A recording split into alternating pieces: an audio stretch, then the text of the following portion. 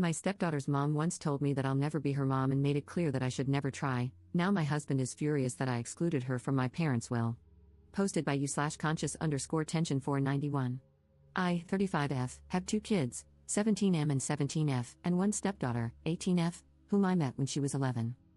The other day, I was at my parents' house going over some estate planning, as I am the executor, and while reviewing, I saw that my folks had split their assets, with half going to my 2 siblings and me, and the other half to their grandkids, all to be distributed evenly. My stepdaughter was included. When I asked them about this, they said they wanted to be fair. Their estate isn't super large, but the sum would be substantial, think something like a new car. I told my parents that, while generous of them, I didn't think it was necessary and that it would be better to split the assets between their 5 grandkids. When we got home, my husband said he overheard what I said, and that I was being a jerk for alienating his daughter. I told him my reasoning was that she is the only child/grandchild/niece on both her parents' sides and that she would be set. Her grandparents own multiple properties, her uncles are fairly well off and live in a high cost of living area, and, well, she's the only kid, and it's not looking like, at least on his side, that she'll have any cousins. Plus, their collective net worth is substantially more than my side. I also asked him if his parents included my kids in their estate, but he refused to answer. Still, he said I was being a jerk and accused me of not caring about her future. I think I was doing the right thing by looking out for my kids and their cousins. Am I wrong here? Edit. I was told to include this in the post. 1. I didn't argue with or pressure my parents to make a change. I simply mentioned that I don't feel it was necessary for her to receive a monetary amount. 2. My mom plans on giving her a set of family heirloom jewelry that is her birthstone. I think this is quite thoughtful. I'm not a big jewelry person, and she has other sets for the other girls in the family, so I feel this is okay. 3. My parents have seen her about 3 to 5 times a year since I met her. 4. My nephews and my kids do not have active relationships with their biological father's sides. My niece is a new mom and works at a restaurant. I feel that financial inheritance would be more impactful for them, even as such a small amount. 5. I know my stepdaughter is set to inherit at least 2 houses in a major U.S. city with a high cost of living. I found this out a while back after my husband asked me to help him organize his office. I had to read through papers to know how to file them accordingly. The paper was a certified copy and was drafted soon after we married. My kids were not included. I am not sure if it has been updated. I did not ask him about it at the time because I did not have an issue with it. 6. There is distance in the relationship, but I don't feel it's my fault.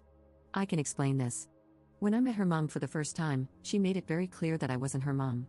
I didn't see this as an issue because I didn't want to overstep, and as a mom myself, I could understand where she was coming from and respected her request. But as time progressed, our opportunity to spend time together became less frequent. At first, my husband had every other weekend visitation. It became less frequent as she became a teenager because she wanted to spend time with friends, hang out, etc., which I see as normal teenage behavior. Another factor is that we were never invited to be included in major celebrations for her. We usually celebrated her birthdays a week later because we weren't invited. My husband was, just not us. She's also never spent Thanksgiving or Christmas with us because her mom wanted those days. Again, I saw this as fine because she's her only child. My husband would spend holidays with her at her mom's house, which I encouraged because I knew the importance of father/daughter connections. We also weren't invited to her high school graduation. I think she's a beautiful and brilliant young woman, and I care for her tremendously. But it's challenging to develop deep, meaningful relationships with people you have little contact with. 7. For people putting me in the category of the evil stepmother, saying that I see her as other, don't think that I haven't been trying since the beginning. I include her in every way I can during the times that she's with us, by doing things like teaching her my family recipes, taking her shopping for clothes so she doesn't have to bring things back and forth, and attending every school athletic event I could. I've tried to include her in family vacation planning, but was told by her mother that unless the vacation occurred on a weekend we were scheduled to have her, she wouldn't allow us to have the time. This limited our options to local weekend trips, but even then, her mom came up with some reason she couldn't join, including surprise trips to another state.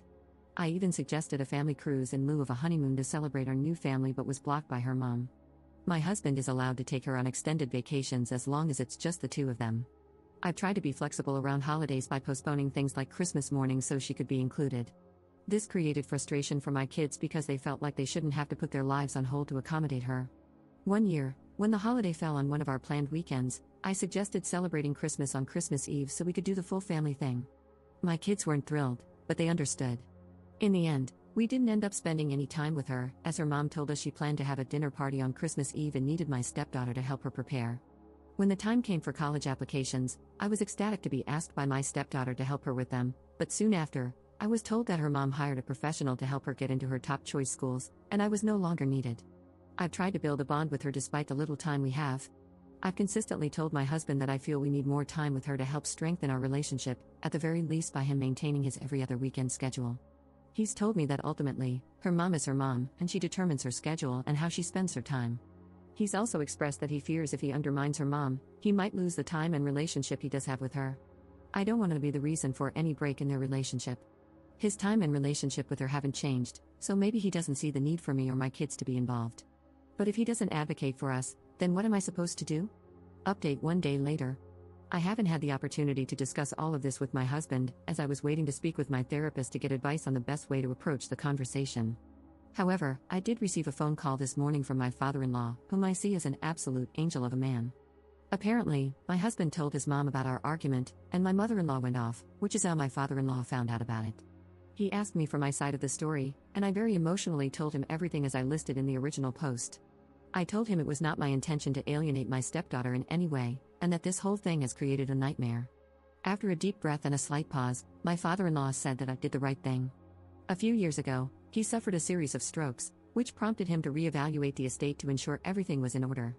He is quite old, close to 90, and has a lot of underlying health issues. He and my mother-in-law share all of their assets, and she is also his power of attorney in case anything happens. Because they have a family trust, he wanted to include her and his sons in the discussion. He told me that he brought up the idea of including my children in the family trust. He proposed allocating 10% of the trust's liquid assets to be split between my 2 kids to help them get a start in life. He then said that my mother-in-law pushed back very hard, arguing that because my children were not biologically related to the family, they should not be considered. When he asked my husband for his thoughts, my father-in-law said my husband's response was that it was best to keep it in the family, but that he would consider including us in his portion upon his passing if he and I were still together. My father-in-law said this was surprising because, at that point, we were still basically newlyweds, and he didn't expect a new husband to think that way. My mother-in-law's response to that was unhappy, again stating that we weren't blood and that this was a family issue. Due to the stress caused by the situation and because of the recent strokes, my father-in-law didn't want to press the matter further. My father-in-law said that afterward, he pulled my husband aside to find out more about what he meant and to be assured that my kids would be included. He was basically told by my husband that he would do what was best for his family, and the conversation was dropped. Now, my father-in-law said he didn't push further at that point because he was getting tired from the conversation. But in light of what's happening and how my mother-in-law and husband are responding behind closed doors, he felt it was necessary to let me know. He said that my stepdaughter is set to be more than okay when the time comes and that my husband had asked to tap into funds to pay for her college so she wouldn't need to take out any loans, which he agreed to. He said he asked my husband if he would do the same for my kids, and my husband's response was that he would address it when the time came, as my kids did not yet know what would happen regarding college admissions. My father-in-law then asked if my husband and I had discussed this.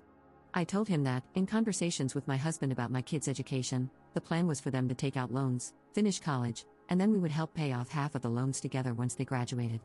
My husband has never suggested that anything for my kids' college would be paid for through his family trust. My father-in-law was very apologetic, saying he should have pushed further as he loves us greatly and feels like he didn't do enough. I told him it was not his fault and that he shouldn't feel responsible for any of this, and that I didn't want him to feel obligated to make any changes or bring it up with my mother-in-law or husband because I knew it would create additional stress for him, and I wanted him to take care of his peace. He said that, although his desire would be to make changes, since he and his wife have a joint estate and she is his power of attorney, he felt it would be more trouble than it's worth. He is blind and has many mobility issues, so he depends on her for everything. He also mentioned that, based on what he's heard from his side, if he did update his will, they would likely contest it, which would create a financial burden for me, and he didn't want to cause a negative situation. I reassured him once again that it was okay and that we would be fine in life. I told him he wasn't responsible for anything that happened, and my intention wasn't to be added to the trust, but rather to make a point to my husband, which he said he understood and agreed with. He apologized again, we expressed how much we love each other, and he ended the call by saying he considered me a person of integrity, which is a rare gem. Now that I have this information, I feel like this whole situation has brought to light many things I hadn't considered about my marriage. Writing everything out, especially regarding how my husband navigates his relationship with his daughter and ex-wife, really put things into perspective. It makes me feel like we were never a priority for him. I'm not sure where to go from here. I plan to bring all of this up with my therapist and talk it through to figure out what I should do. But I no longer feel like the bad person for advocating for my biological family, especially since my husband and his side, excluding my father-in-law, have been advocating for theirs.